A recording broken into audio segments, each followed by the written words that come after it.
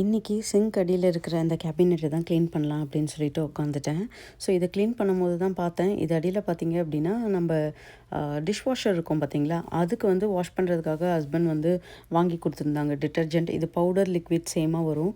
ஆனால் first time நாங்கள் use பண்ணோம், எனக்கு என்னமோ டிஷ் வாஷர் வந்து சாட்டிஸ்ஃபைடாக இல்லை. அதனால் நான் அப்படியே அதை எடுத்து வச்சுட்டேன்.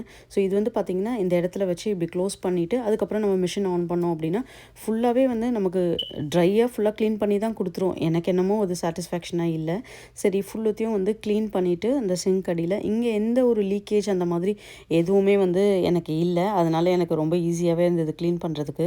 நம்ம போஸ்ட் பாக்ஸில் பார்த்தீங்கன்னா டெய்லி ஒரு பஞ்ச் ஆஃப் நியூஸ் பேப்பர்ஸ் இருக்கும். இங்கே இருக்கிற லோக்கல் ஷாப்ஸோட ஆஃபர்ஸ், டீல்ஸ் எல்லாம் அதில் இருக்கும்.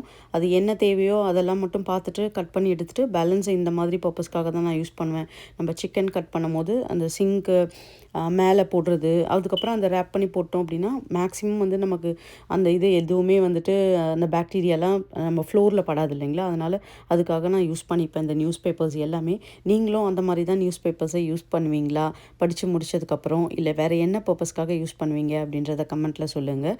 ஸோ எல்லா நாளுமே என்னால் க்ளீன் பண்ண முடியாது. எனக்கு எப்போ டைம் கிடைக்கிதோ, நான் எப்போ கொஞ்சம் ஃப்ரீயாக இருக்கேனோ, எக்ஸாஸ்டடாக இல்லையோ அன்றைக்கி தான் நான் வந்து இதெல்லாம் க்ளீன் பண்ணுவேன். ஆனால் கார்பேஜ் பொறுத்த அளவுக்கு டெய்லியுமே வந்து டிஸ்போஸ் பண்ணிடுவோம் நாங்கள்.